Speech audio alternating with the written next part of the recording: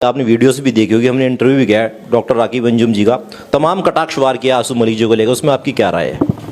अरे यार, जैसा कि मैंने अभी इंटरव्यू में कहा, जो ज़बान उन्होंने इस्तेमाल की है वो ज़बान इस्तेमाल नहीं होनी चाहिए, और उस आदमी के लिए तो इस्तेमाल ही ना होनी चाहिए जिसने एहसान किया हो।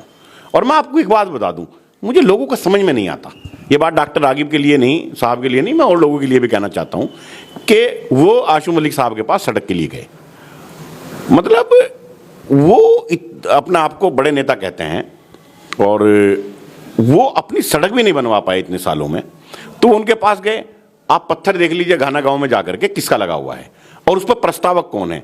मेरे पर तो ये भी इत्तला है कि उसका ठेकेदार कौन था, उनसे पूछेगा कि उसकी ठेकेदारी किसने की। उन्होंने बीजीडी न्यूज पर, दर्शकों आपने देखा भी होगा, उन्होंने स्वीकारा है कि मेरे यहाँ तक सड़क बनी है, विधायक साहब ने काम कराया। तो यार, अगर विधायक जी ने काम कराया है, उनकी दलदल को दूर किया है, तो ईमानदारी से उनके साथ रहना चाहिए। और एक बात मैं आपको बता दूं, कुछ चीज़ें ऐसी हैं जो चैनल पर नहीं कहनी चाहिए।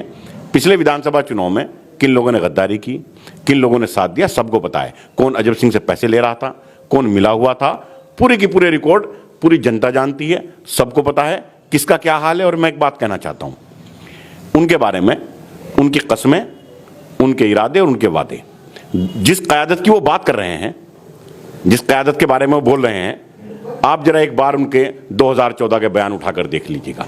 तमाम जलसों में कुरान की कसमें खा खा कर रोते थे, इसी क़यादत के खिलाफ बोलते थे, इसी क़यादत को झूठी साबित करते थे।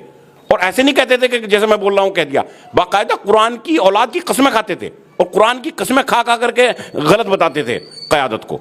और आज वही क़यादत उनके लिए बड़ी होगी। मैं ये नहीं कह रहा, मैं जिसको अपना नेता मानता हूं तो मुझे उसकी तारीफ करनी चाहिए, जिस पार्टी में मैं रहूं उसकी तारीफ करनी चाहिए, लेकिन मेरी जबान ऐसी होनी चाहिए कि अगर कल को मेरा सामना हो जाए, मान लिया मैं कल इमरान मसूद साहब के साथ था, आज मैंने साथ छोड़ दिया, वो गलत पार्टी में चले गए, मैं उस पार्टी में नहीं हूं, तो मैं उनकी बुराई कर सकता हूं पार्टी की, लेकिन मैं व्यक्तिगत हमले करूं? उन्होंने 2014 में जिस कदर गंदगी के साथ उन पर व्यक्तिगत हमले किए, और आज वो जितनी तारीफ कर रहे हैं, इससे आदमी की जो विश्वसनीयता है वो खत्म होती है, उसका यकीन खत्म होता है, जनता उस पर फिर यकीन नहीं कर पाती।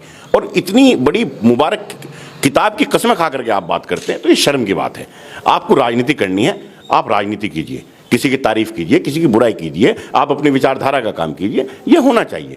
लेकिन आप एक आदमी को टारगेट करेंगे और इसलिए टारगेट करेंगे कि आपको उसके काम से जलन हो रही है, तो ये गलत है। और मैं आपको बताना चाहता हूं, इसलिए पिछले विधानसभा चुनाव में जब उन्होंने सड़क बनवा दी, तो उसके बाद उन्होंने कहा कि मैं ईमानदारी से जिंदगी भर आपके साथ रहूंगा, मैं कभी आपका साथ नहीं छोड़ूंगा। आज वो कसम कहां चली गई उनकी। और एक बात और बताइए, उनसे आप एक सवाल पूछेगा कि कहीं आपको सड़क पर चलते हुए मिल जाएं कि भाई सहारनपुर में 7 विधायक हैं, कितने विधायक हैं, और कुछ एमएलसी भी हैं, कभी उनके बारे में भी एक लफ्ज बोल लो। कभी आप बेहट चले जाओ, कभी शहर में बोल लो, यार नकुड़ चले जाओ, गंगो चले जाओ, रामपुर चले जाओ, देवबंद चले जाओ, यार इन विधानसभाओं के बारे में बात कर लो।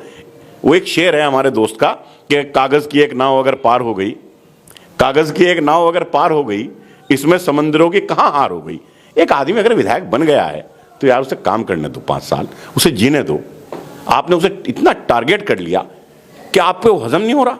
मैं डॉक्टर साहब से भी दरखास्त करना चाहता हूं कि अपनी जबान को ऐसी रखें कि कम से कम तहजीब का दामन ना भूलें, बस तहजीब का ख्याल रखें, ये मेरी दरखास्त है।